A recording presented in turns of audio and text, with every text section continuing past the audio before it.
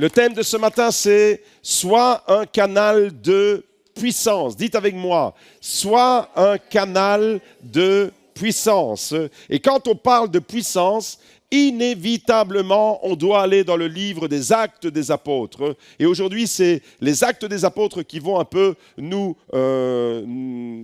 occuper dans notre réflexion. Actes chapitre 1, verset 8, évidemment, c'est le texte incontournable quand on parle de la puissance de Dieu, parce que ce n'est pas une puissance étrangère que nous voulons. Soit un canal de puissance, c'est de la puissance de Dieu dont il s'agit. Et c'est Jésus lui-même, quelques instants avant de quitter cette terre, qui va laisser ses paroles aux disciples. Et cette parole, elle est pour nous ce matin. Mais vous recevrez une puissance, une dynamis en grec. Dynamis, dites avec moi, dynamis. Dans le mot dynamis, vous entendez le mot dynamite.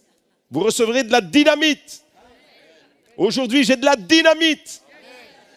Même si on ne le dirait pas.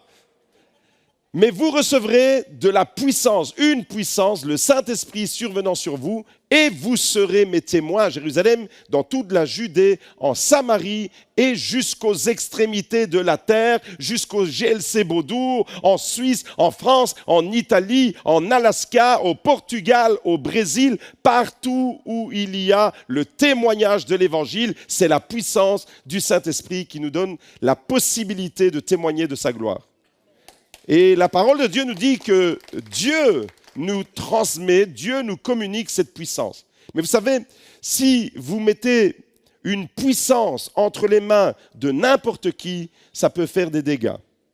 Malheureusement, ça peut faire des dégâts, et si on utilise bien la puissance, alors on peut faire des merveilles. Mais si on utilise mal la puissance, alors on peut faire de sérieux dégâts. Vous avez certainement déjà vu passer à la télévision ou sur les réseaux ce monsieur qui va apparaître à l'écran.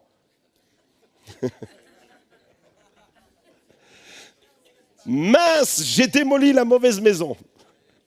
Est-ce que tout le monde connaît ce monsieur? Non? Alors, il est sympathique comme tout, il témoigne. C'est un démolisseur, il travaille c'est un grutier. Et il travaille pour une entreprise de démolition. Et son patron lui donne un chantier. Il devait aller démolir une maison. Et donc, il lui donne les coordonnées, l'adresse et tout. Et puis, le voilà parti, il commence sa journée. Et il démolit la maison. Et en 20 minutes, la maison est par terre. Probablement une maison dont il a fallu des semaines, des mois, peut-être même des années au propriétaire pour la construire. Vous savez, c'est toujours plus facile de démolir que de construire. Vous construisez laborieusement. Vous construisez votre vie, des fois laborieusement. Vous construisez votre relation, votre couple. Vous le construisez graduellement, étape par étape. Ça prend du temps, ça prend des semaines, ça prend des mois, ça prend des années. Mais malheureusement, avec une décision, on peut jeter par terre ce qu'il a fallu construire en plusieurs années. Voyez-vous, et ce monsieur, le voilà sur sa grue, sur sa machine, et il va démolir la mauvaise maison. Mince, j'ai démoli la mauvaise maison. Et à la fin de la journée, quand son patron l'a appelé en lui disant « Ça va, pas trop de problème avec les gravats près de la rue ?» Il dit « Mais quelle rue? Il n'y a pas de rue ici. » Il fait « Comment ça? C'était pas une petite maison blanche? » Si, c'était une maison blanche. Au fait, il s'est trompé de maison, il a démoli une maison qu'il ne devait pas démolir. Voyez-vous, il a utilisé de la puissance, ce pauvre monsieur, qui est bien sympathique comme tout. Vous pouvez retrouver son témoignage sur les réseaux. C'est un peu... Il y a beaucoup d'humour. Hein. Voilà, le pauvre, il était mal ce jour-là. Et si j'en parle aujourd'hui, ce n'est pas dans un esprit de moquerie, bien entendu, mais c'est pour illustrer le fait qu'on peut avoir beaucoup de puissance entre les mains et malheureusement mal l'utiliser. On peut faire des dégâts avec la parole de Dieu. Il y a des petits jeunes qui découvrent l'Évangile, qui découvrent l'Église et qui peuvent faire des dégâts parce qu'ils ont l'impression d'avoir découvert je ne sais quoi. Malheureusement, la puissance sans la sagesse de Dieu va faire des dégâts. Et la sagesse de Dieu sans la puissance sera inefficace. Et aujourd'hui, eh bien, il sera question de la puissance de Dieu dans la sagesse de Dieu, avec la sagesse de Dieu, afin que nous puissions utiliser cette puissance pour construire et pas pour démolir, pour élever. Alors pour construire, vous l'avez compris, il faudra des mois, construire vos vies, construire votre famille, construire votre situation. Il faudra des mois, voire des années, mais malheureusement aujourd'hui, il suffit d'une décision pour jeter par terre ce que vous avez construit. Ce que vous avez construit sur le temps. Malheureusement, une décision peut tout jeter par terre. Comme cette maison. Cette maison, en 20 minutes, elle était par terre. Alors que ceux qui l'ont construite, cette maison, les propriétaires, les ouvriers, les maçons, les architectes qui ont travaillé, il a fallu dépenser de l'argent, il a fallu dépenser du temps, de l'énergie, et ce n'est pas en 20 minutes qu'elle a été construite. Vous comprenez qu'il y a toujours une grosse différence entre le fait de bâtir, de construire, et le fait de démolir. Et c'est toujours plus rapide de démolir. Et aujourd'hui, on veut être dans une dynamique de construction et non pas de démolition. En lisant la Bible, voyez-vous, des fois, on peut avoir l'impression qu'on est comme un soldat isolé au milieu d'un champ de bataille. Et ce pauvre monsieur, il ressemblait un peu à ça. Finalement, il a l'impression qu'il est isolé, tout seul. Il n'y avait personne avec lui. Il y avait juste un journaliste qui le questionne d'RTL et puis de la RTB. Toutes les télévisions se le sont arrachées, ce monsieur, pour lui faire l'interview parce que c'était croustillant. Vous savez, les médias, ils aiment quand il y a une information un peu qui sort de l'ordinaire. Et je le voyais là en train de témoigner, j'avais l'impression que c'était comme un soldat abattu au milieu d'un champ. Et des fois, notre vie, elle peut ressembler à ça. Elle peut ressembler à un soldat isolé au milieu d'un champ de bataille. Et quand vous lisez la Bible alors, si vous lisez attentivement la Bible, vous allez vous apercevoir qu'il y a des moments où le peuple de Dieu, les serviteurs de Dieu, les enfants de Dieu, semblent perdre la bataille. On est là comme si on était dans un combat qu'on est en train de perdre, et on voit peut-être des situations qui se dégradent, et on peut se retrouver, voyez-vous, devant des situations extrêmes et avoir l'impression que tout est terminé. Par exemple, dans la Bible, il y a plein de témoignages comme ça. Daniel s'est retrouvé dans la fosse au lion.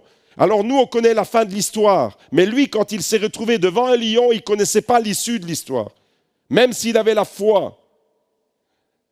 Daniel s'est retrouvé dans une fosse avec des lions. Moïse s'est retrouvé, lui aussi, coincé avec Pharaon, le désert et la mer autour de lui.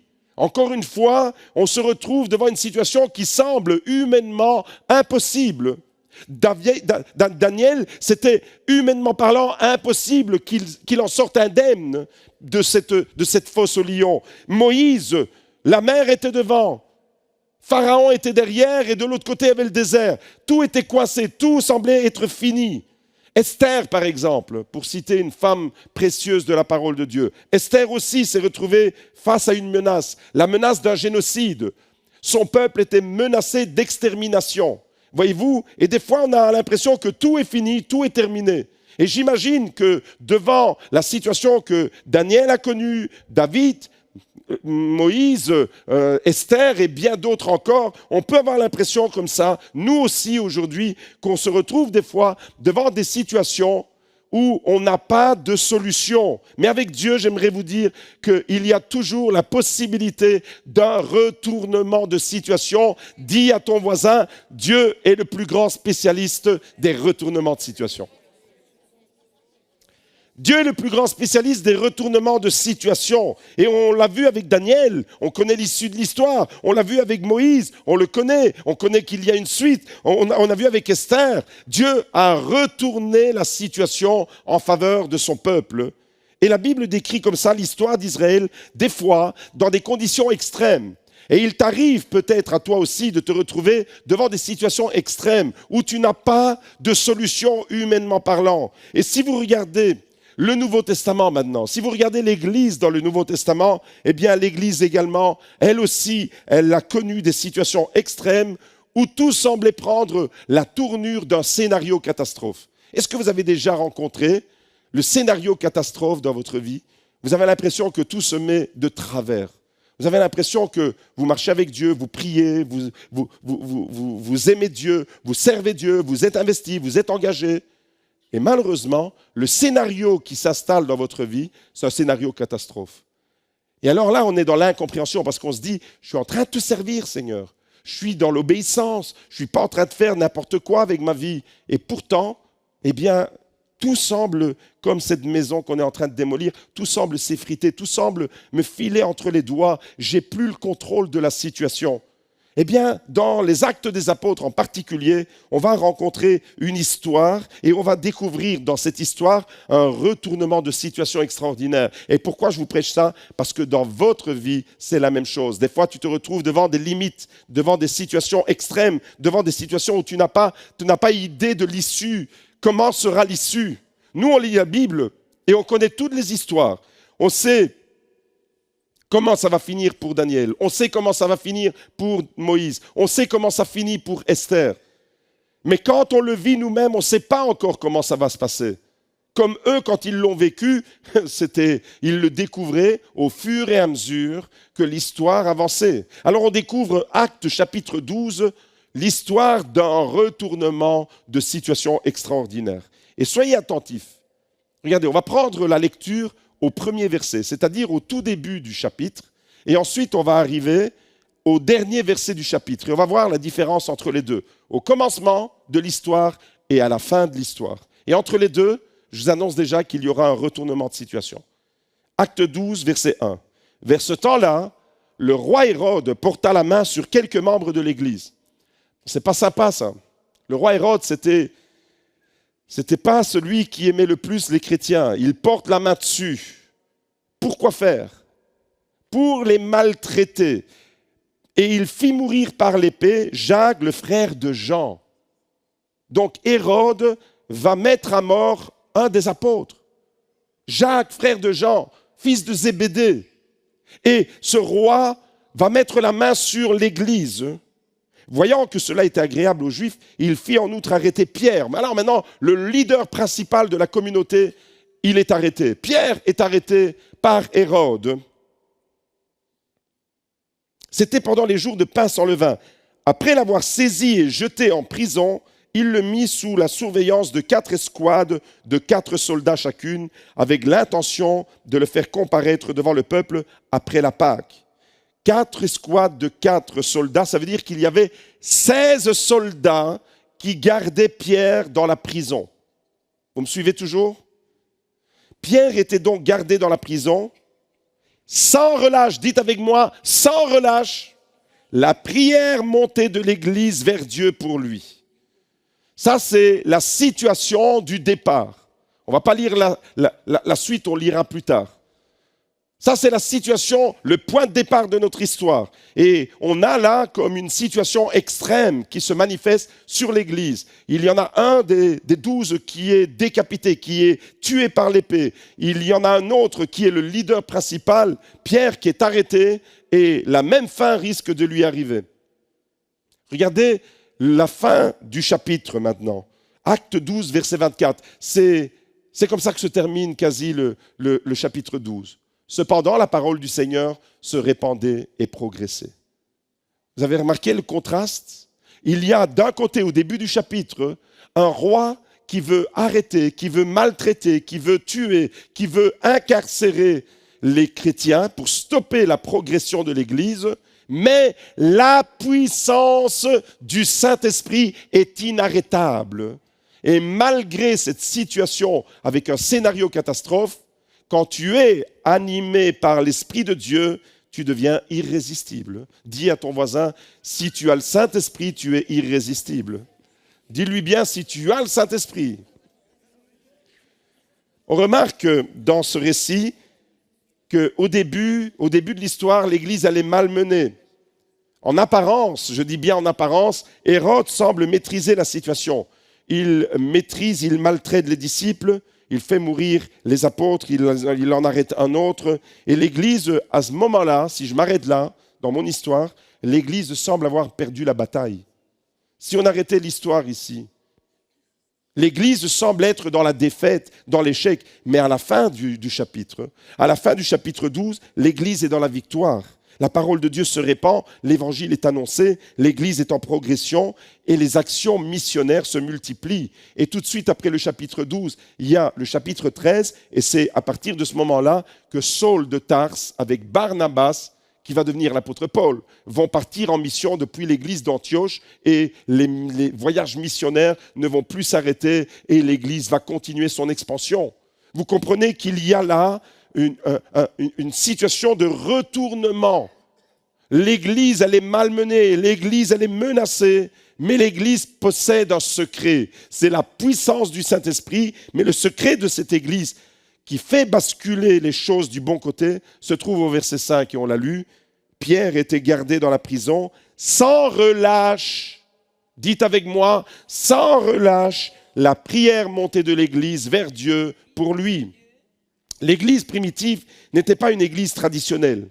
Il n'y avait pas de chrétiens de nom et il n'y avait aucun poids politique. La force de l'église de Jérusalem, la toute première église, c'était pas une structure d'église, c'était pas du tout ça. L'église n'était pas une institution traditionnelle. Et au fait, l'église primitive, ce qui faisait sa force, c'est parce qu'elle était composée non pas de chrétiens de nom, des chrétiens traditionnels, des chrétiens qui se disent chrétiens. Non, ce n'était pas ça l'église de Jérusalem. L'église primitive, la seule puissance des premiers chrétiens, c'est la puissance du Saint-Esprit. Il n'y avait pas autre puissance qui agissait dans cette église. Et vous comprenez alors qu'on doit redécouvrir aujourd'hui la même puissance si on veut vivre les mêmes résultats et les mêmes miracles.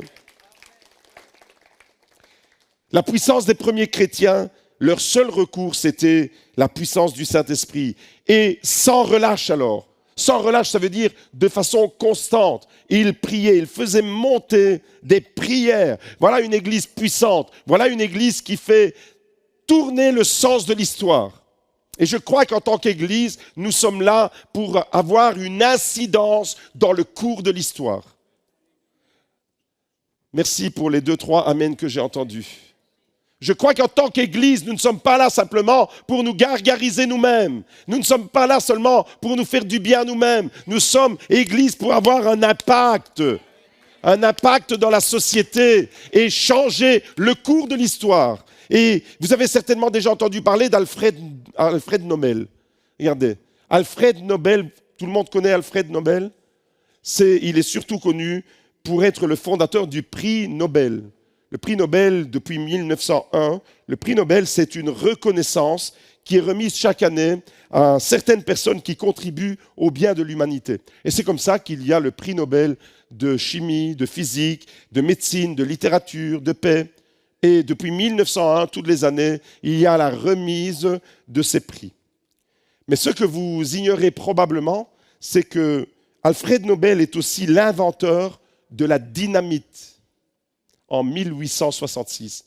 La dynamite, c'est lui qui l'a inventée. La dynamite, ça explose, ça pète. Ça peut faire des dégâts, mais ça peut être aussi utile. Et moi, je vois le livre des Actes des Apôtres comme de la dynamite spirituelle.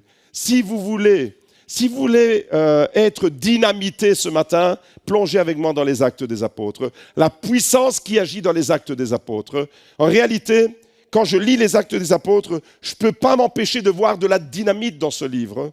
Et malheureusement, aujourd'hui, on ressemble un peu trop à des pétards mouillés. Ça ne fait pas beaucoup d'effet. Quel est l'impact de l'Église ? Moi, je vois que cette église de Jérusalem, elle n'avait pas beaucoup de force politique, elle n'en avait pas du tout même, elle n'avait pratiquement rien. Leur seul recours, leur seule stratégie, c'était de s'appuyer sur la puissance du Saint-Esprit.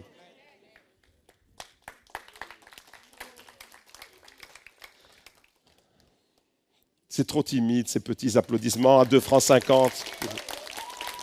Ou vous applaudissez le Saint-Esprit pour ce qu'il est réellement, ou alors vous n'applaudissez pas du tout.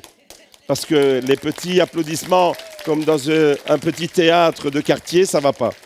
Alors, moi, j'aime voir dans les Actes des Apôtres, on va un peu s'intéresser à cette puissance qui agit dans les Actes des Apôtres. Moi, j'aime voir dans les Actes des Apôtres comment Dieu se manifeste à travers l'Église. C'est un de mes livres préférés dans le Nouveau Testament, les Actes des Apôtres. Comment le Saint-Esprit est à l'œuvre, comment il transforme des cœurs et des vies. La puissance du Saint-Esprit qui agit, l'Évangile qui se propage, la mission qui ne s'arrête plus, la mission qui se répand. Rappelez-vous, Jésus a dit, vous recevrez une puissance et vous serez mes témoins à Jérusalem, en Judée, en Samarie et jusqu'aux extrémités de la terre. Et cette puissance-là, elle ne s'est plus jamais arrêtée. Et on voit l'expansion de l'Église, on voit la progression, la puissance de Dieu qui se manifeste. En réalité, puissance et multiplication étaient les caractéristiques des premiers chrétiens. Les premiers chrétiens étaient puissants, pas parce qu'ils étaient puissants eux-mêmes, ils étaient faibles des fois. Comme l'apôtre Paul pouvait le dire, je suis faible, mais dans mes faiblesses, c'est à ce moment-là que je suis fort, parce que toute la puissance et toute la gloire, elle est de Dieu. Mais la caractéristique principale de ces chrétiens, c'est tout d'abord qu'ils étaient habités par cette puissance de Dieu. Ce n'étaient pas des chrétiens de nom, ce n'étaient pas des chrétiens simplement du dimanche. Je te pose la question, est-ce que tu es un chrétien du dimanche? Est-ce que tu es simplement un chrétien avec une étiquette, avec le nom chrétien? Ou est-ce que tu es habité par la puissance du Saint-Esprit? Et cette puissance du Saint-Esprit, alors, eh bien, elle va contribuer à la multiplication de l'Église, à la croissance de l'Église, au développement de l'Église. Et normalement, chaque chrétien, chaque disciple, il est appelé à faire de nouveaux disciples. Et c'est comme ça que le royaume de Dieu grandit. Et c'est comme ça qu'on va dépeupler l'enfer. Et c'est comme ça que le ciel va se remplir d'âmes sauvées. Parce que tu ne vas pas te reposer sur le travail du pasteur. Parce que tu ne vas pas te reposer sur le travail des diacres. Parce que tu ne vas pas te reposer sur le travail de ceux qui sont spécialistes. Mais tu vas prendre ton rôle à cœur. Tu es un disciple de Jésus. Tu es un gagneur d'âme. Et tu vas être porté par cette puissance. Malheureusement, aujourd'hui, on a tellement catégorisé et on a confié certaines tâches à des personnes qui ont un titre, comme moi, je suis le pasteur et j'ai le titre de pasteur et c'est normal, c'est son job. Et même s'il a la grippe, il doit prêcher. Non, les amis, même si aujourd'hui je suis devant vous et ce n'est pas vous qui m'avez demandé d'être là parce que je sens que je dois être là, mais ce que je veux vous faire comprendre ce matin, c'est que c'est le rôle de chacun d'être porté, animé, embrasé par cette dynamite, par cette puissance qui va faire bouger l'histoire. Tu vas faire basculer l'histoire. Retournement de situation. Dieu est le plus grand spécialiste de retournement de situation. Et des chrétiens en prière alors, des chrétiens qui sont engagés deviennent de véritables détonateurs spirituels. Des détonateurs spirituels, voyez-vous. Je crois que le Saint-Esprit, je crois que le nom de Jésus, c'est de la dynamite spirituelle. Mais je crois que cette dynamite, elle a besoin aussi des détonateurs que nous sommes. Et nous, même si vous avez un bâton de dynamite, s'il n'y a pas le détonateur, la dynamite, elle va rien faire d'elle-même. Comprenez que Dieu a choisi d'agir dans l'histoire à travers l'Église. Ça passe par ta vie, ça passe par toi. Qu'est-ce que tu fais de la responsabilité? Vous recevrez une puissance, le Saint-Esprit viendra sur toi. Dis-le avec moi, le Saint-Esprit viendra sur moi. Dis à ton voisin, mets-lui la main sur l'épaule et dis-lui, le Saint-Esprit viendra sur toi. Soyez pas timide, allez-y. Qu'est-ce que tu fais de cette puissance? Qu'est-ce que tu fais de cette puissance? Bien-aimés, des chrétiens en prière, je vais vous dire à quoi ça ressemble. Des chrétiens engagés, des chrétiens qui prennent vraiment leur rôle à cœur. Ça devient des détonateurs spirituels, un canal de puissance. Même si tu es faible physiquement, tu restes un détonateur. Même si tu es malade et grippé avec 40 de fièvre à la maison, tu restes un détonateur spirituel. La puissance de Dieu agit en toi. Nous sommes tous appelés à être des détonateurs, mais malheureusement, comme je l'ai dit, quand je regarde l'Église, l'état actuel de l'Église occidentale, je ne peux pas m'empêcher de voir non pas des détonateurs, non pas de la dynamite, mais des pétards mouillés avec une mèche humide. Et quand on l'allume et quand ça pète, c'est comme quand j'étais gamin, j'avais des pétards pirates. Et certains, ils pétaient fort et d'autres, ils faisaient... Dis à ton voisin, fais pas. Pète comme il faut. Dis à ton voisin, pète comme il faut. Attention, ne pétez pas dans tous les sens du terme. Moi, je suis convaincu que si nous voulons débloquer des situations, est-ce qu'il y a des situations dans vos vies que vous devez débloquer? Il y a des situations à débloquer. Priscilla, il y a des situations à débloquer dans ta vie. Je suis convaincu, si vous avez des situations à débloquer, vous pouvez lever les mains. Si nous voulons voir les choses basculer du bon côté, c'est-à-dire si nous voulons assister à un retournement de situation. Dieu est le plus grand spécialiste des retournements de situation. Mais si nous voulons le voir, si nous voulons le vivre, nous devons intensifier des moments de prière collectifs ensemble dans l'Église et pas du chacun pour soi dans sa maison. Rappelez-vous ce qu'il est écrit. Mes amis, la puissance qui se dégage de la prière communautaire est vraiment incroyable. Et la puissance du Saint-Esprit, c'est ça. C'est la puissance qui se dégage à travers la prière. On n'est pas encore dans l'unité, mon frère. Première église dans les Actes des Apôtres. Cette église de Jérusalem vivait dans le miraculeux, dans le surnaturel. Pourquoi? Parce qu'elle vivait ce qu'elle croyait. Parce qu'elle vivait ce qu'elle croyait. Écoutez bien cette phrase. Elle vivait ce qu'elle croyait. C'est pour ça qu'elle était puissante. Elle vivait ce qu'elle croyait. Aujourd'hui, nous croyons ce que nous vivons. C'est une petite gymnastique que je vous impose. Nous croyons ce que nous vivons. Ça veut dire que nous allons vivre un certain nombre de choses et nous croyons que c'est ça la réalité. Non. Les disciples de Jésus, première génération, église de Jérusalem, habitée par la puissance du Saint-Esprit, ils vivaient pleinement ce qu'ils croyaient. Ils croyaient que Dieu était puissant, ils vivaient la puissance de Dieu. Ils croyaient que Dieu était glorieux, ils vivaient à hauteur de la gloire de Dieu. Vivre ce que tu crois. Voilà pourquoi cette église, elle était puissante. Elle vivait dans le miraculeux, dans le surnaturel. C'était des chrétiens qui étaient baptisés du Saint-Esprit. C'était des chrétiens qui vivaient ensemble, qui priaient ensemble, qui servaient ensemble, qui adoraient ensemble. Dites avec moi, ensemble. Aujourd'hui, on est tout à fait à l'opposé de ensemble. On peut se priver de l'église sans aucun problème, comme si on allait au marché, on y revient. Aujourd'hui, on peut fréquenter une église, malheureusement. On peut être même toutes les semaines présent dans l'église. Fréquenter une église, croire que ce que le pasteur est en train de dire est vrai, mais ne pas le vivre. Mais ne pas le vivre. Et c'est ça le drame, le plus gros problème, le plus gros fléau de l'église d'aujourd'hui. Les 7 églises de l'Apocalypse nous ont retracé un portrait merveilleux de l'état de l'église de la fin, de l'église de Laodicée, de l'église qui se refroidit, de l'église qui sera vomie de la bouche de Jésus. Ceux qui étaient présents les mardis, vous vous en souvenez? Une église qui est tiède, une église qui se refroidit. Malheureusement aujourd'hui, eh bien, tout en continuant à fonctionner dans l'église, tout en étant là, même des fois très régulier, on peut fréquenter une église assidûment, croire intellectuellement, mais ne pas vivre ce que nous croyons. Et ça, c'est le plus gros fléau de l'Église d'aujourd'hui. Le plus gros problème de l'Église d'aujourd'hui, c'est ça. C'est de ne pas vivre ce que nous croyons. C'est simplement d'avoir une bonne connaissance, avoir une bonne information, avoir une bonne compréhension d'un certain nombre de choses, voyez-vous. Et malheureusement, aujourd'hui, société extrêmement individualiste a formaté et a conditionné le cerveau, a produit des chrétiens individualistes. Et au fait, on vit un peu chacun pour soi. Ça, c'est la réalité d'aujourd'hui. On vit chacun dans nos petites situations. Ouais, de temps en temps, on a des petites connexions. Heureusement, il y a le groupe WhatsApp de l'Église qui nous permet quand même d'être connectés. Mais avouez, aujourd'hui, on veut être transparent devant Dieu. On est quand même tellement centré sur notre propre personne. Mais les premiers chrétiens, c'était tout à fait à l'opposé de ça. Aujourd'hui, ça me fait rire. Certains chrétiens veulent revendiquer la puissance de la première Église, mais ne veulent pas vivre ce que la première Église vivait.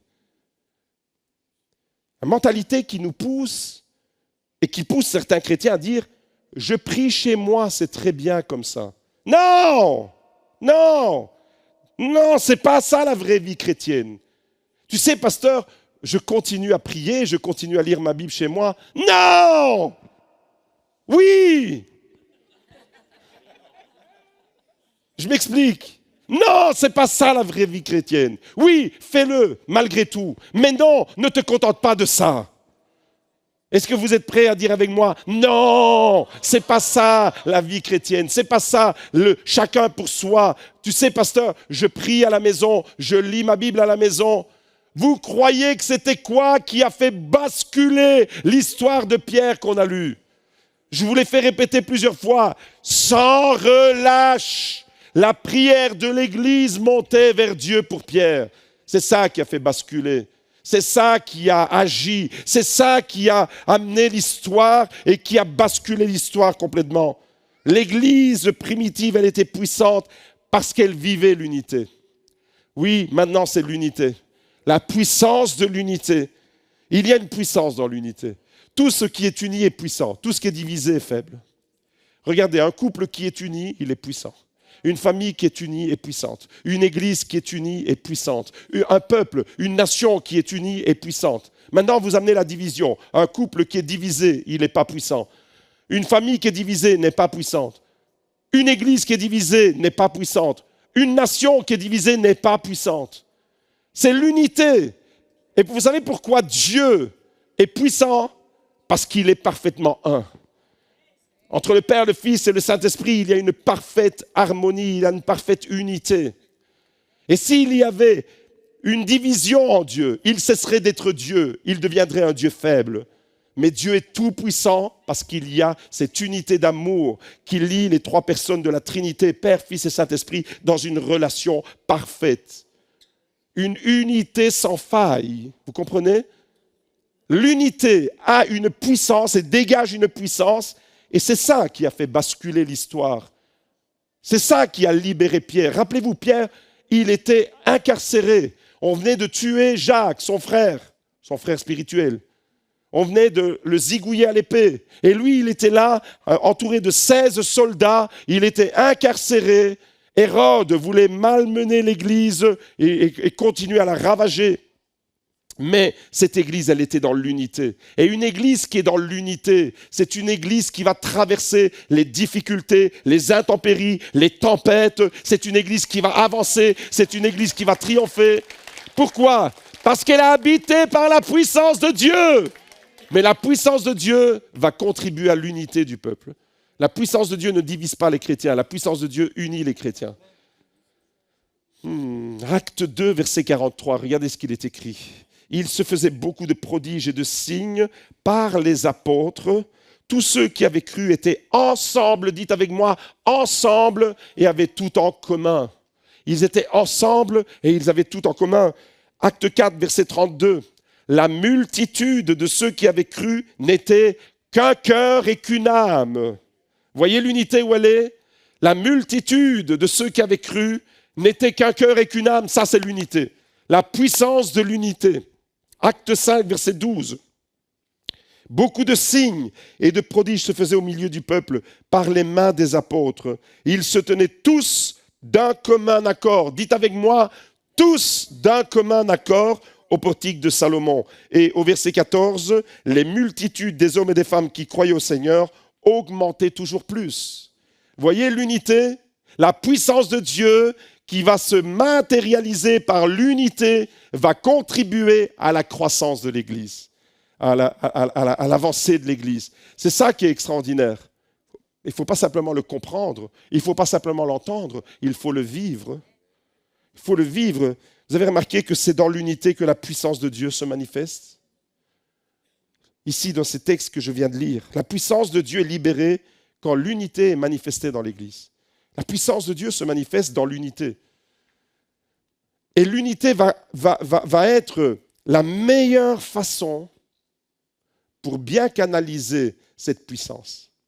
Rappelez-vous, avec de la puissance, on peut détruire, on peut mal gérer la puissance. Celui qui est puissant et qui se sert de sa puissance pour faire du tort aux autres, pour se sentir supérieur aux autres, pour abîmer les gens avec sa puissance, il ne fait pas l'œuvre de Dieu. celui qui utilise la puissance avec un esprit bienveillant, avec sagesse, dans l'unité, alors il va contribuer à l'avancée de l'œuvre de Dieu. Et revient à cette histoire alors de Acte 12, focus sur Pierre dans la prison. Parce que c'est ça l'histoire de départ. Pierre dans la prison. Pierre, il est dans des mauvais draps. Pierre, il est vraiment... On ne sait pas ce qui va lui arriver. Il voulait... Probablement, il allait faire la même fin que Jacques. Dans l'esprit d'Hérode, c'est je mets la main sur Jacques, j'en tue un, je mets la main sur le deuxième, j'ai l'intention de le tuer aussi. Ok ? Donc maintenant, on se met dans la peau de Pierre. Vous êtes arrêté, il y a 16 gardes autour de vous qui gardent votre cellule et focus sur 12. Acte 12, verset 5, regardez ce qu'il est écrit. Pierre était donc gardé dans la prison sans relâche. Dites-le encore une fois avec moi. La prière montée de l'Église vers Dieu pour lui. Hérode allait le faire comparaître cette nuit-là. Pierre, lié de 2 chaînes, dormait entre 2 soldats et des sentinelles devant la porte gardaient la prison. Verset suivant. Et voici qu'un ange du Seigneur survint et qu'une lumière brilla dans la cellule. L'ange réveilla Pierre en le frappant au côté, puis il dit « Lève-toi promptement ». Les chaînes tombèrent de ses mains. Et l'ange lui dit, mets ta ceinture et attache tes sandales. Et il fit ainsi. L'ange lui dit, enveloppe-toi de ton manteau et suis-moi. Pierre sortit et le suivit. Et il ne savait pas que l'intervention de l'ange était vraie, mais il pensait avoir une vision. Lorsqu'ils eurent passé la première garde, puis la seconde, ils arrivèrent à la porte de fer qui mène à la ville. Elle s'ouvrit d'elle-même devant eux. Ils sortirent et s'avancèrent dans une rue. Aussitôt, l'ange le quitta. Revenu à lui, Pierre dit, « Maintenant je sais vraiment que le Seigneur a envoyé son ange et qu'il m'a délivré de la main d'Hérode et de tout ce que le peuple juif attendait. » Après réflexion, il se rendit à la maison de Marie, mère de Jean surnommé Marc, où un certain nombre de personnes étaient réunies et priaient. Quand il eut frappé à la porte d'entrée, une servante du nom de Rhode s'approcha pour écouter. Elle reconnut la voix de Pierre et dans sa joie, au lieu d'ouvrir, elle courut annoncer que Pierre était là devant l'entrée. Ils lui dirent « Tu es folle ». Mais elle soutenait qu'il en était bien assis. Et ils lui dirent « C'est son ange ». Cependant, Pierre continuait à frapper et ils ouvrirent et ils furent étonnés de le voir. Amen.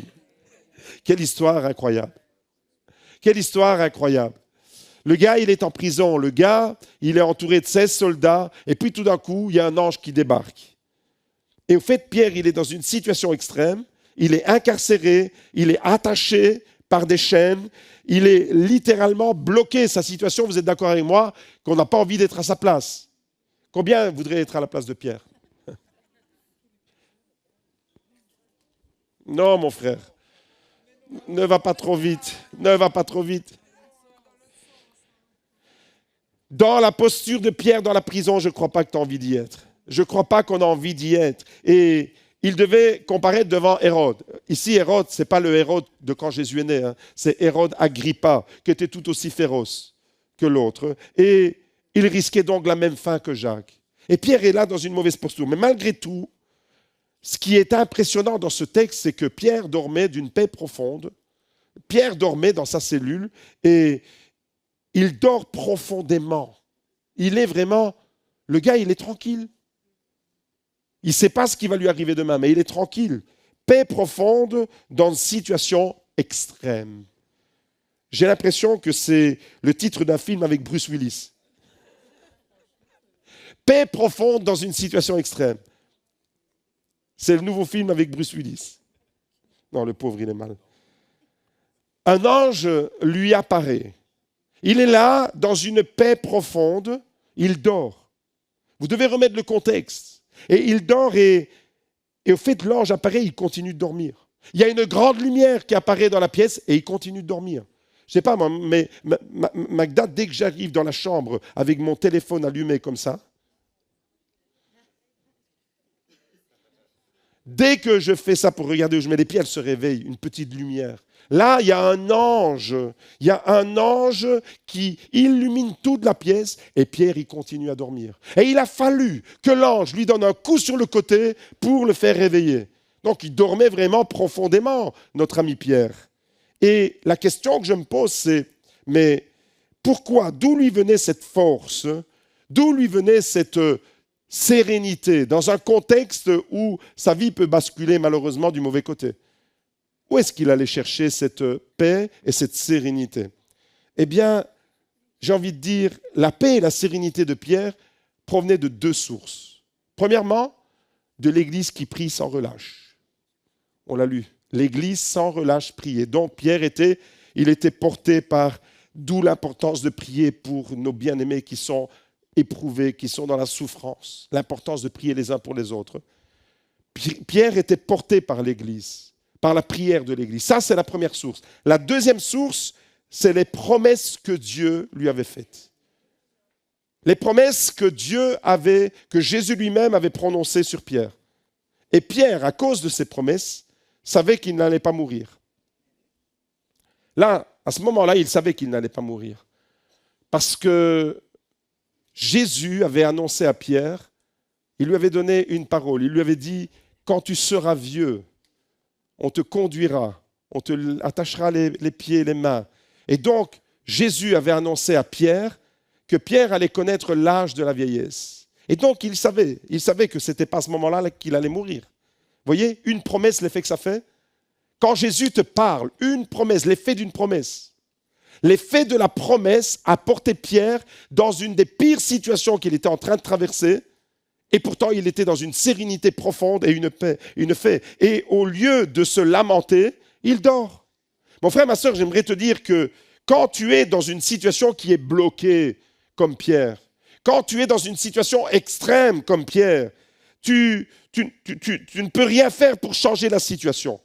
Pierre ne pouvait rien faire, humainement parlant. Il était attaché, les pieds et les mains étaient liés, 16 soldats autour de lui, il ne pouvait rien faire. Eh bien, quand tu ne peux rien faire pour changer ta situation, quand tu te sens impuissant, quand tu sens que les chaînes sont trop fortes et que la situation que tu dois affronter, elle est démesurée par rapport à tes capacités, eh bien, au lieu de te lamenter, appuie-toi sur les promesses de Dieu. Appuie-toi sur les promesses de Dieu. Ce sont les promesses de Dieu qui ont donné la force et l'énergie et la paix. Tellement profonde cette paix qu'il dort, même l'apparition d'un ange n'a pas été suffisante pour le réveiller. Même une grande lumière n'a pas été suffisante pour le réveiller. Et vous imaginez, il y a un ange qui se déplace pour vous, et le gars, il doit vous donner un coup sur le côté pour vous réveiller. C'est que vous avez vraiment un sommeil lourd. Je ne sais pas, Soisy, comment tu dors, mais ça va? Et si un ange vient chez toi, il doit te donner un coup de coude aussi?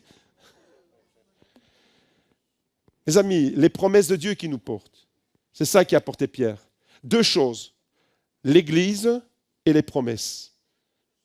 L'importance de vivre la foi chrétienne en Église, j'insiste là-dessus, et l'importance pour chacun d'entre nous de nous appuyer sur les promesses de Dieu. Juste quelques promesses. Quand ta situation elle est bloquée, quand ta situation elle ne peut pas évoluer, quand ta situation elle est au-delà de tes capacités, appuie-toi sur quelques promesses. Psaume 50, verset 15, regardez ce qu'il est écrit. « Invoque-moi au jour de la détresse, je te délivrerai et tu me glorifieras. » Ça, c'est une promesse. Invoque-moi au jour de ta détresse, quand tout semble être chaotique. Invoque-moi, je te délivrerai et tu me glorifieras. Est-ce que je peux entendre l'Église qui acclame le Seigneur? Vous savez, il y a des versets dans la Bible qui sont de la dynamite spirituelle. Mais il faut des détonateurs pour ça. Et le détonateur, c'est toi, c'est ta foi. C'est comment tu vas recevoir ce verset. Ce verset, il peut avoir l'effet d'une bombe. Ça veut dire que quand tu es dans la détresse, la plupart d'entre nous, quand on est dans la détresse, on est comme un chien battu, la queue entre les jambes, et on avance comme ça, et on est dans les larmes, et on est découragé, on est accablé. Quand on est dans la détresse, on est comme ça. Pourtant, la parole de Dieu nous dit d'inverser les choses. Appuie-toi sur la promesse de Dieu. C'est « invoque-moi ». Dans ta détresse, invoque-moi. Dans le jour de ta détresse, invoque-moi et je te délivrerai. C'est la promesse de Dieu. Je te délivrerai et la conséquence, c'est que tu me glorifieras. Ça, c'est le profil d'un chrétien puissant. Un canal de puissance. Dans ta détresse, c'est là que la puissance va se manifester. Psaume 34, verset 8, une autre promesse. Alléluia. L'ange de l'Éternel campe autour de ceux qui le craignent et il les délivre. Pierre, il en a fait l'expérience. Pierre, il en a fait l'expérience dans sa prison. L'ange de l'Éternel était là, il campait près de lui et il l'a délivré. L'ange de l'Éternel. Alors quand tu es dans une situation où tu as l'impression d'être complètement cadenassé, bloqué, tu n'avances plus, tu es découragé, tu es dans la détresse, appuie-toi sur ses promesses. Psaume 34, verset 8, Psaume 50, verset 15, Ésaïe 41, verset 10, une autre promesse extraordinaire. Sois sans crainte, une parole phénoménale qui revient 365 fois dans la Bible. Une fois par jour. Dieu te rappelle. Vous savez pourquoi il y a 365 fois cette parole, sois sans crainte? Parce que c'est le nombre de jours qu'il y a dans une année. 365 fois, tous les jours, on a des raisons de nous préoccuper, d'être dans la crainte, d'avoir peur pour ceci, avoir peur pour cela, avoir peur pour notre avenir, avoir peur pour nos enfants, avoir peur pour notre situation. On a des craintes, on a l'impression que notre avenir, on ne sait pas comment il va se déployer. On est en train de marcher sur un chemin, mais on est dans l'incertitude. Et puis Dieu vient nous dire tous les jours. Aujourd'hui, on est le combien? Le 22. Le 22 février, sois sans crainte. Le 23 février, sois sans crainte. Le 24 février, sois sans crainte. Le 25 février, sois sans crainte. Le 26 février, sois sans crainte. Le 27 février, sois sans crainte. Le 3 décembre, sois sans crainte. Tout au long de l'année, sois sans crainte. Un sans crainte par jour en forme toujours. Vous vous rappelez de la publicité Mars? Un Mars par jour en forme toujours. Et bien moi je dis un sans crainte par jour en forme toujours. Ésaïe 41, verset 10, sois sans crainte car je suis avec toi. Voilà pourquoi tu peux être sans crainte. Parce qu'il t'a fait la promesse. Pierre, tu n'es pas tout seul dans ta cellule. Paul et Silas, vous n'êtes pas tout seul dans votre cellule. Joseph, tu n'es pas tout seul dans ta cellule.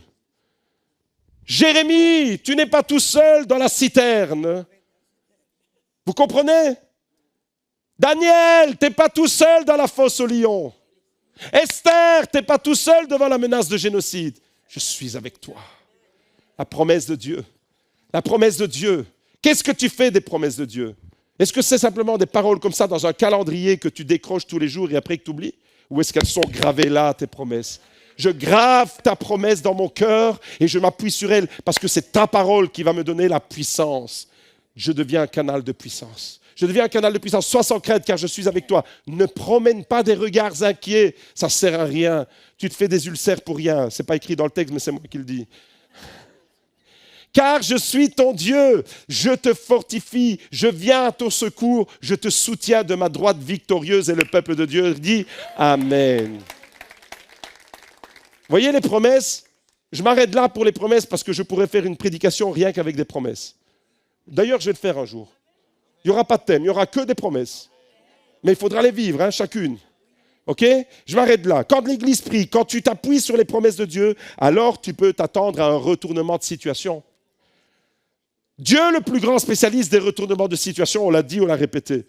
Tu peux t'attendre à un retournement de situation dans les situations extrêmes que tu traverses, que tu connais, quand tout est bloqué, quand tout semble sombre, quand tout semble s'arrêter, quand tout semble cadenassé, quand tu es les pieds et les mains liés. Ne promène pas des regards inquiets. Je suis avec toi. Je vais te libérer. Je suis ton Dieu. Je vais te fortifier et tu vas me glorifier. Et quand l'Église alors prie, l'Église de Jérusalem prie, alors oui, tu peux t'attendre à un retournement de situation. Les promesses de Dieu, écoutez-moi bien cette équation. Je n'étais pas fort en maths. J'étais un peu comme mon cousin, si vous vous rappelez. Qui est famille encore. Les promesses de Dieu plus les prières incessantes de l'Église vont provoquer des déblocages. Déblocages, retournement de situation, miracle en cascade et libération progressive. Quand tu combines à la fois la prière incessante de l'Église, comme un feu que tu alimentes. Si un feu, tu ne l'alimentes pas, le feu, ce n'est pas toi qui le crée. Le feu, c'est le feu. Mais toi, tu dois venir mettre ton bois, ta bûche. Tu dois venir mettre ta participation afin que tous ensemble, on fasse que ce feu du GLC Beaudour puisse être encore plus grand, visible, réchauffer les cœurs de ceux qui ont froid à l'intérieur. Donner de l'amour, un feu qui est réparateur, un feu qui est dans la restauration. Voilà ce qu'on doit faire. Je te pose la question, est-ce que tu contribues au feu du GLC Beaudour que Dieu a allumé ici dans cette église? Dans quelle mesure tu contribues? Je laisse cette question entre vos mains. Mais je suis convaincu ce matin que si nous vivons ce que l'église de Jérusalem a vécu, c'est-à-dire avec Pierre, je m'appuie sur les promesses et la prière sans relâche monte vers Dieu, vers tous ceux qui ont besoin de l'intervention de Dieu. On va vivre des miracles, on va les voir, on va les témoigner. Et les gens vont courir dans ce lieu parce qu'on va dire ici, c'est la cour des miracles. Ici, c'est une concentration de miracles. Il se faisait beaucoup de miracles par les mains des apôtres et ils avaient tout en commun. L'unité. Attention, ne perdez pas de vue tout ce que j'ai dit jusque-là. Dans l'unité, la puissance va se manifester. Le résultat, c'est que Dieu va être glorifié. Alors, mon frère, ma sœur, j'aimerais te dire, quand ta situation elle est bloquée, n'arrête jamais de croire, parce que Dieu peut encore agir en ta faveur. Quand ta situation elle est bloquée, n'arrête jamais de croire, n'arrête jamais de proclamer les bontés de l'Éternel comme nous les avons chantées. Les bontés de l'Éternel se renouvellent chaque matin. N'arrête jamais de croire les promesses que Dieu t'a faites. Tu m'invoqueras et je te délivrerai et tu me glorifieras. Quand tu seras dans la détresse, psaume 50, verset 15. Invoque-moi quand tu es dans la détresse. Invoque-moi, ne te lamente pas, ne pleurniche pas. Invoque-moi, concentre tes forces et ton énergie pour m'invoquer. Moi, je vais intervenir. Tu comprends? Mon frère, ma soeur, tout ça, je m'appuie sur les promesses, plus la prière de l'Église, on devient une bombe, une dynamite extraordinaire. Pourquoi? Parce que la dynamite du Saint-Esprit, elle va se servir des mèches que nous sommes, des détonateurs que nous sommes. Et là, alors, ce ne sera pas un pétard mouillé. On va provoquer les changements que Dieu attend de nous. N'arrête jamais de croire parce qu'un retournement de situation est encore possible pour toi, même si tu as l'impression que tout est bloqué. Dans Acte 12, la Bible nous parle de 3 portes. 3 portes que Pierre va franchir. Est-ce que vous les avez remarquées quand on a lu? Il y avait 3 portes. 3 portes, ou l'ouverture de 3 portes. Au verset 6, c'est la porte de la cellule où Pierre dormait.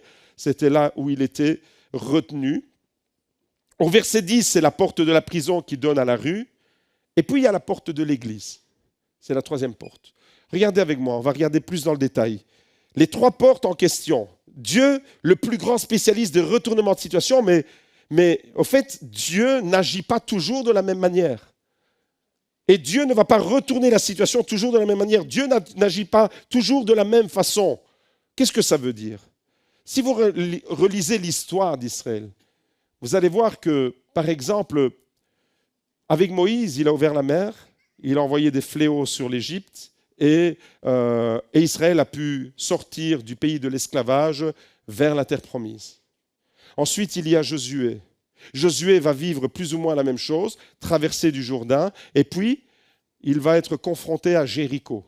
Jéricho, pour faire tomber la forteresse de Jéricho, ils doivent tourner 7 jours, une fois par jour, et puis le 7e jour, ils doivent faire 7 tours.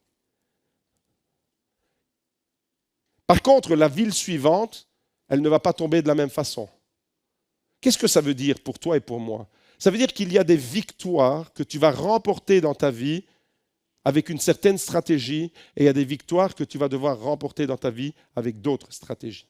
Maintenant, on regarde de plus près le texte avec Pierre. Les 3 portes qui s'ouvrent, elles ne s'ouvrent pas toutes de la même façon. Elles sont spécifiques et uniques. Il y a des portes que Dieu ouvre miraculeusement, que toi et moi, on est incapables d'ouvrir. On a besoin de ces ouvertures miraculeuses de Dieu. Dieu ouvrira des portes de façon miraculeuse dans nos vies. Ce sont toutes les portes que toi et moi, on est incapables tout simplement d'ouvrir. Et puis, il y a des portes qui vont s'ouvrir naturellement. C'est la conséquence de choix que tu auras fait de décisions que tu auras prises qui va ouvrir ces portes. Vous me suivez? Là, tu es acteur de l'ouverture des portes. Et puis, il y a carrément des portes dans le récit que nous devons ouvrir nous-mêmes, ce n'est pas Dieu qui les ouvre. 3 portes. On va regarder de plus près ces 3 portes. Acte 12 au verset 6, des fois, Dieu nous laisse dans une situation et c'est lui qui va agir. En fait, nous devons apprendre à le laisser agir de façon miraculeuse et nous reposer sur ses promesses. La première porte que Pierre va franchir quand l'ange est venu dans la cellule, eh bien, c'est une porte qui va s'ouvrir miraculeusement. Lui, il dormait, il n'a rien fait. C'est l'intervention de Dieu. Dieu envoie un ange. Des fois, tu ne feras rien. Tu seras peut-être comme Pierre en train de dormir, mais tu vas être au bénéfice d'un miracle. Pourquoi? Parce que d'abord, tu t'es appuyé sur la promesse de Dieu et l'Église, elle prie. N'oubliez jamais ça, c'est la toile de fond. Et au verset 6, il nous est dit que Dieu envoie un ange et l'ange va le faire sortir. Vous avez compris que cette porte-là, la première porte, c'est Dieu qui va l'ouvrir miraculeusement. Et vous avez compris que des fois, il y a des situations qui, humainement parlant, n'ont pas de solution. La seule solution, c'est le miracle de Dieu. Si tu te retrouves coincé vraiment devant une situation où, humainement parlant, tu n'as aucune ressource, si tu t'appuies sur les promesses de Dieu et sur la prière de l'Église, d'où l'importance d'avoir les deux, tu es en mesure de t'attendre au miracle de Dieu. Première porte, Pierre va sortir de la cellule. La première porte, c'est Dieu qui l'ouvre miraculeusement. Deuxième porte, et ce sont ces portes où des fois, nous devons collaborer pour qu'elles s'ouvrent. Là, tu deviens acteur. La deuxième porte, c'est au verset 10. Ils passèrent la première garde, puis la seconde, et ils arrivèrent à la porte de fer qui mène à la ville. La porte s'ouvrit d'elle-même devant eux. Regardez ce qu'il est écrit. Ils arrivèrent à la porte, je l'ai mis en gras. Ils arrivèrent à la porte de fer qui mène à la ville. Elle s'ouvrit d'elle-même devant eux. Ils sortirent et s'avancèrent dans la rue. Aussitôt, l'ange le quitta. Ce qui m'intéresse ici, c'est que la porte, elle s'ouvre d'elle-même. Au fait, parce que Pierre a obéi à l'ange, parce que Pierre a collaboré avec l'ange, parce que Pierre a suivi l'exhortation de l'ange de lui dire « Vas-y, maintenant, lève-toi et suis-moi ». Et Pierre a suivi le mouvement que l'ange avait provoqué. Son obéissance a provoqué l'ouverture des portes. Tout ça me fait dire que ta collaboration avec Dieu, si tu deviens un collaborateur avec Dieu, si tu deviens quelqu'un d'obéissant et de fidèle à Dieu, ton obéissance, ta collaboration et ta fidélité, ta foi va faire en sorte que des fois, parce que tu vis déjà comme ça, parce que c'est dans ta vie normale de tous les jours, tu es quelqu'un dans la vie de tous les jours qui fait confiance, qui collabore et qui est fidèle à Dieu. Et ça, c'est des valeurs que tu as intégrées dans ta vie. Et parce que tu les as intégrées dans ta vie, tu vas te retrouver devant une situation et tu vas te dire, la porte, elle s'ouvre d'elle-même. Comment ça se fait qu'elle s'ouvre d'elle-même? C'est ta fidélité qui a provoqué l'ouverture de la porte. Vous voyez, ce n'est pas du tout la même chose. Ici, il n'est pas dit que c'est l'ange qui a ouvert la porte. Ici, il nous est dit, pour la deuxième porte, ils arrivèrent à la porte de fer qui mène à la ville, donc c'est celle de la prison qui donne à la ville. Après, ils étaient dans la rue. Elle s'ouvrit d'elle-même devant eux. Vous comprenez la deuxième porte? Il y a des portes que Dieu ouvre miraculeusement, il y a des portes qui s'ouvrent naturellement, et puis il y a troisièmement des portes que nous devons ouvrir nous-mêmes. Des fois, nous devons agir nous-mêmes. Ce n'est plus le miracle de Dieu. C'est toi qui dois ouvrir certaines portes. Quand Pierre est sorti, la première idée qu'il a eue, vous savez c'est quoi? Imaginez, vous vivez un miracle comme ça. Est-ce que votre premier réflexe serait de venir au GLC Beaudour, de courir et de dire « je vais aller voir mes frères et sœurs à l'église ». Ben lui, il est sorti de la prison. La première chose qu'il a eue en tête, c'était d'aller à l'église. Et donc, il court, il sait où est l'église. Et il va, il trouve la porte fermée. Tiens, normalement, les portes de l'église doivent être ouvertes. Là, les portes de l'église sont fermées. Et donc, qu'est-ce qu'il fait? Il va commencer à frapper à la porte. Et puis, il y a une femme, une servante du nom de Rhode, qui vient. Elle reconnaît la voix de Pierre Et au lieu d'ouvrir, alors qu'elle avait prié avec l'Église pour la libération de Pierre, elle reconnaît Pierre, mais au lieu d'ouvrir, elle est effrayée, elle court et elle va dire, il y a Pierre qui est dehors, mais elle ne lui a pas ouvert. Et tout le monde dit, mais non, ce n'est pas lui, c'est son ange. Des fois, à l'Église, là, on est des fois incrédules, on prie et on ne croit pas que Dieu est capable de libérer. En fait, ils ont prié. Heureusement que Dieu, il va au-delà des fois de nos incohérences. Hein, parce que ces gens-là, ils étaient en train de prier pour la libération de Pierre. Le verset 5 nous dit, sans relâche, la prière de l'Église montait vers Dieu pour Pierre. Et quand Pierre, il est libéré, il ne croit pas. Il ne croit pas que c'est lui. Et il laisse la porte fermée. Et vous comprenez alors que Pierre a tambouriné à la porte jusqu'au moment où on lui a ouvert. Qu'est-ce que ça veut dire? Et j'invite l'équipe de louange à venir. Qu'est-ce que ça veut dire? Ça veut dire que la porte de l'Église, écoutez-moi bien maintenant ici, service d'accueil, tous ceux du service d'accueil, vous avez une mission fondamentale. Mais attention, on ne va pas se rappuyer seulement sur vous. On a tous cette responsabilité. Les portes de l'Église du GLC Beaudour, c'est notre responsabilité de les ouvrir pour tout le monde. Vous entendez? C'est notre responsabilité. Et au fait, ce n'est pas Dieu qui va ouvrir la porte de l'Église, c'est les chrétiens qui doivent l'ouvrir. C'est de l'intérieur, nous, qui devons avoir une attitude d'ouverture pour les autres. Vous comprenez qu'il y a des portes dans nos vies que Dieu va ouvrir miraculeusement? Pour ces portes-là, soyez spectateurs du miracle. Soyez spectateurs, appuyez-vous sur les promesses de Dieu, appuyez-vous sur la prière de l'Église et soyez spectateurs de ce que Dieu est capable de faire. Ensuite, les portes que toi, tu vas ouvrir. Les portes qui vont s'ouvrir d'elles-mêmes. C'est ton obéissance qui va provoquer ça. Et puis celle où toi-même, tu vas devoir aller mettre la main dans la poignée et de dire maintenant je l'ouvre pour faire rentrer d'autres personnes. Ce matin, je voudrais terminer ce moment en disant, est-ce que toi et moi, on peut devenir des canaux de la puissance divine? Est-ce qu'on peut devenir des canaux? Rappelez-vous la toute première promesse, la première parole que nous avons lue au début de ce culte. Vous recevrez une puissance, le Saint-Esprit survenant sur vous, et vous serez mes témoins. Vous serez mes témoins. Ça veut dire que vous allez être habités par une puissance. Et je voudrais ce matin, juste faire un appel pour tous ceux qui ont besoin que Dieu ouvre une porte miraculeusement, une porte que vous ne pouvez pas ouvrir. Je ne sais pas c'est quoi, c'est peut-être la porte de la maladie vers la guérison. Cette porte-là, malheureusement, eh bien, c'est entre les mains de Dieu.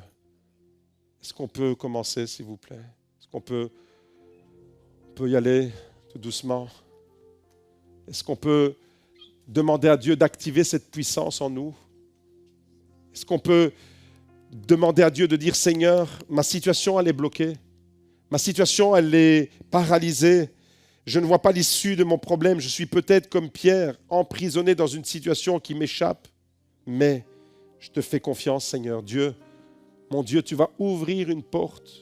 Tu vas ouvrir une porte où je ne sais pas comment tu vas faire, mais je sais que tu vas l'ouvrir.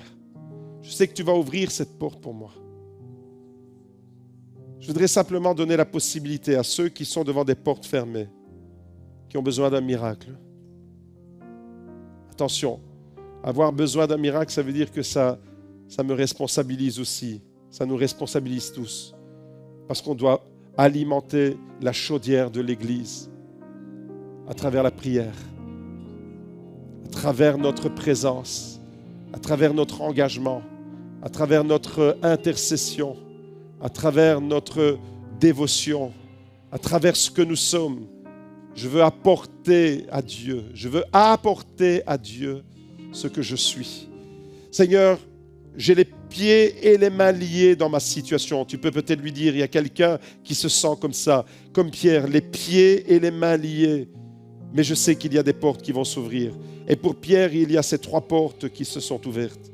Seigneur, ce matin, je déclare l'ouverture des portes sur ma vie. Je déclare l'ouverture des portes les portes de la guérison sur tous ceux qui sont malades au milieu de nous. Je déclare l'ouverture des portes de la délivrance pour tous ceux qui sont encore en lutte et en combat avec des addictions. Je déclare, Seigneur, l'ouverture des portes, les portes de la grâce. Église, mets-toi en prière. Église, va chercher la puissance du feu de Dieu. Maintenant, ne reste pas spectatrice. Entre dedans, entre pleinement dedans. Et je veux entendre l'Église. Vous êtes trop silencieux, mes bien-aimés. Je veux entendre l'Église qui se consacre à Dieu. Je veux entendre l'Église qui donne son cœur à Dieu. Je veux entendre l'Église qui dit oui, Seigneur, je veux être un collaborateur avec toi. Et si tu me montres que je dois ouvrir certaines portes, eh bien, montre-les-moi ces portes. Montre-moi à qui je dois ouvrir la porte. Pour que cette personne entre dans ton plan. Montre-moi, Seigneur, comment moi-même, par mon obéissance, par ma fidélité, des portes vont s'ouvrir d'elles-mêmes parce que tu auras agi à travers ma vie. Seigneur, j'ai besoin de toi. J'ai besoin de toi ce matin. L'Église a besoin de toi ce matin. Alléluia.